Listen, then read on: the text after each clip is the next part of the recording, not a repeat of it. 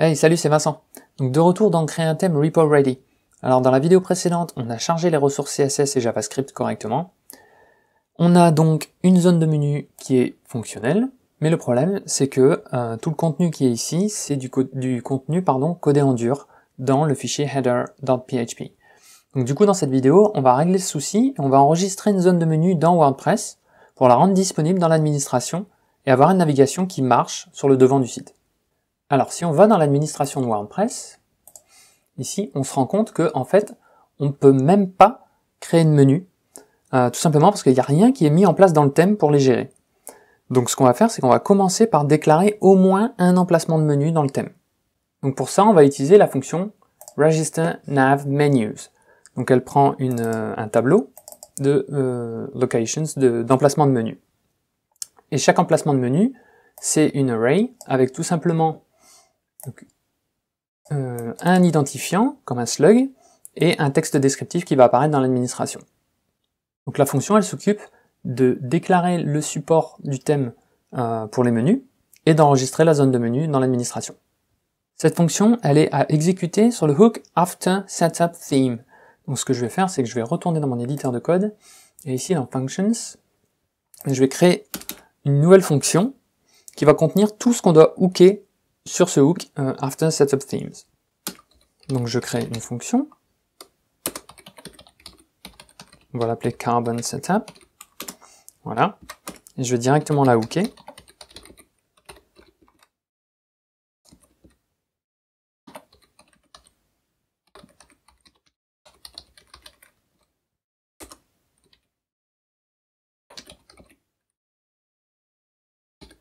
Donc en utilisant addAction, je dis simplement à WordPress d'exécuter la fonction carbon setup sur ce hook là, c'est-à-dire après que le thème soit chargé. Donc c'est sur ce hook qu'on va déclarer la plupart des fonctionnalités supportées par le thème. Donc dans cette fonction, on va utiliser register nav menus et on va lui passer une array et on va mettre un identifiant, tout simplement. Je vais l'appeler menu1 pour le menu principal. Et ici, on va lui passer une chaîne de caractères qui va être utilisée dans l'administration.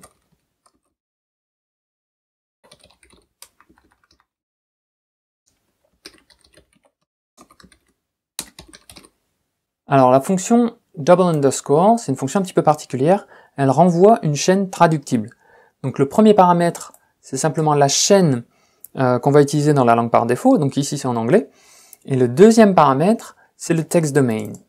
Alors le text domain, pour simplifier un petit peu, c'est un mot-clé qui va être associé à toutes les chaînes de caractères du thème, pour que WordPress ne s'en mêle pas les pinceaux quand il va aller chercher toutes les traductions, pour qu'il ne mélange pas les traductions du thème avec les traductions du plugin par exemple. Donc du coup après on va pouvoir créer un fichier de traduction qui contiendra toutes les chaînes de notre thème.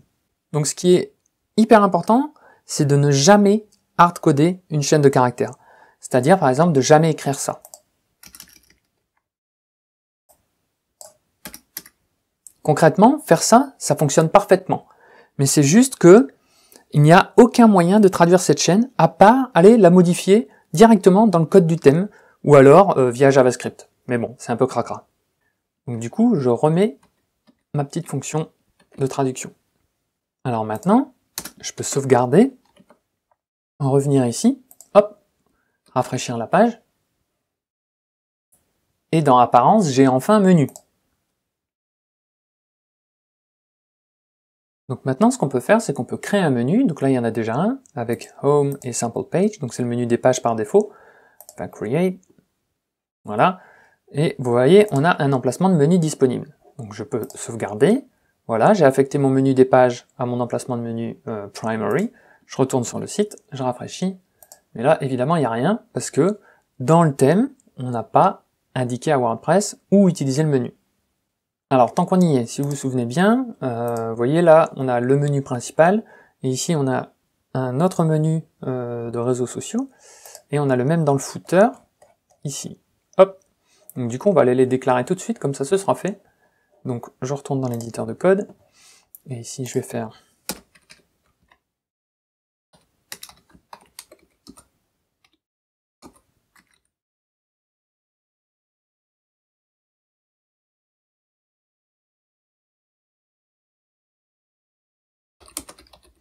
main social menu. Donc pareil, même text domain. Toutes les chaînes, elles vont avoir le même text domain. Et là, je vais noter tout ça. Social menu. 3. Save. Donc je sauvegarde, je reviens dans l'admin. Je rafraîchis la page. Et là, voilà, j'ai mes 3 emplacements de menu qui sont correctement déclarés. Donc maintenant, le but du jeu, c'est d'afficher le menu sur le devant du site. Donc on va remplacer tout le morceau de menu qui est hardcodé ici dans Header, c'est-à-dire tout ça.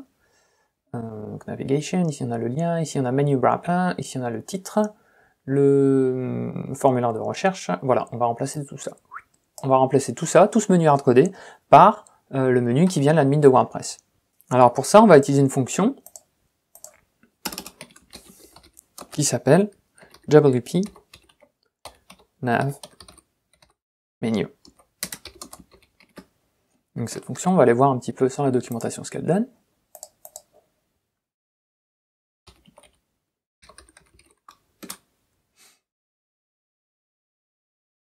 Voilà.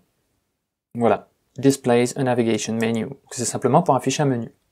Alors vous voyez, cette fonction, elle prend un tableau de paramètres, et quand on regarde bien, bon, il y en a quelques-uns. Hein. On peut lui dire quel menu afficher, on peut lui donner une classe, on peut lui donner un ID, on peut lui mettre un container, une autre classe, un ID au container, etc., etc. Et on peut mettre une fallback. Il y a vraiment, on peut paramétrer beaucoup de choses dans ce menu. Nous, ce qu'on va faire, c'est qu'on va aller au plus simple, et on va lui dire simplement, affiche-moi le menu qui correspond à l'emplacement de menu primary menu. Donc ici, on va simplement entrer ce paramètre-là, theme location, d'accord? Et on va mettre l'emplacement menu 1 en paramètre. Donc on y va, dans header, ici, hop. Donc, je lui passe une array, et dans cette array, je mets theme location,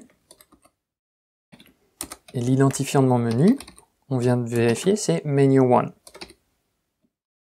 Alors je sauvegarde, je reviens sur le site, je rafraîchis, hop, et vous voyez, on peut voir que notre menu il apparaît ici, mais le style il est pas bon.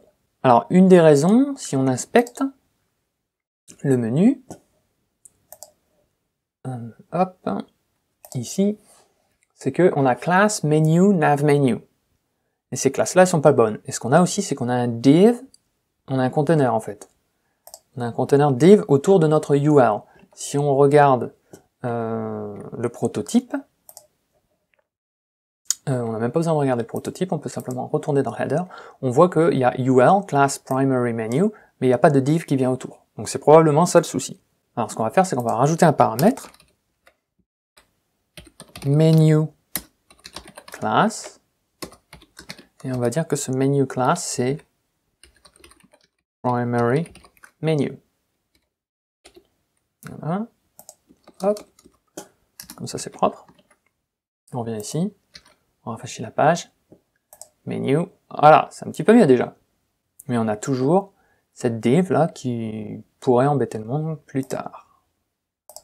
C'est vrai que là, elle embête pas le monde, on pourrait la laisser, mais c'est vrai que par rapport au prototype, il n'y en a pas. Donc on va l'enlever. Donc pour l'enlever, on va passer container. Attendez que je dise pas de bêtises. Le paramètre c'est container, voilà. Whether to wrap the URL and what to wrap it with, default div. Donc par défaut, ça met un div. Moi, je veux rien du tout. Donc, du coup, je vais passer container. Pense. Oh.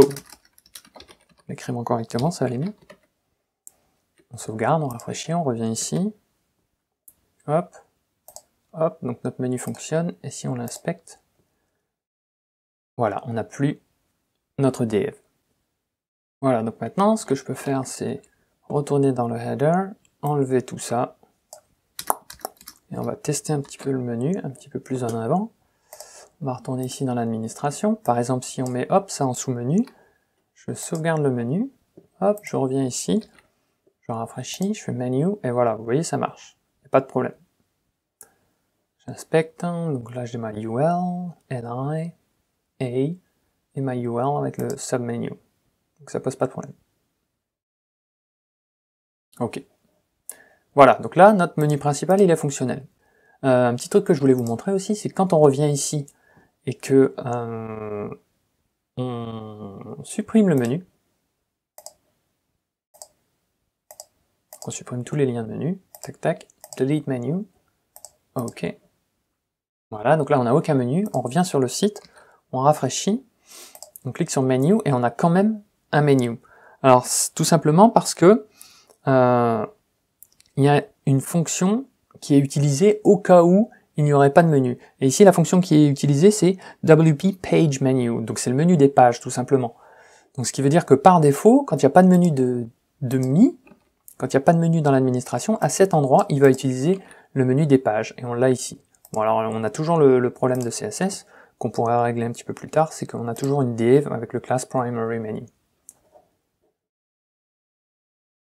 Alors, on s'occupera des menus sociaux plus tard, tout simplement parce que ils demandent une manip qui est vachement plus technique, vachement plus compliquée. Donc on a des choses plus fondamentales à voir en priorité. Donc du coup on verra ça plus tard. Maintenant, vu que notre menu il est fonctionnel, on peut s'occuper de la zone de contenu. Parce que quand on retourne sur le site, qu'on regarde un petit peu, ici, on a du contenu qui est codé en dur dans notre fichier index. On peut le voir, si on clique sur un lien, on va aller sur sample page, ben, on n'a pas sample page, hein, on a le contenu qui est codé en dur dans index, ici. Hop, voilà, ces 3 articles là. Donc bon, c'est pas terrible quand même. Donc dans la prochaine vidéo, on va parler d'un concept fondamental de WordPress, c'est la boucle, qui va nous permettre d'afficher le bon contenu pour la bonne page.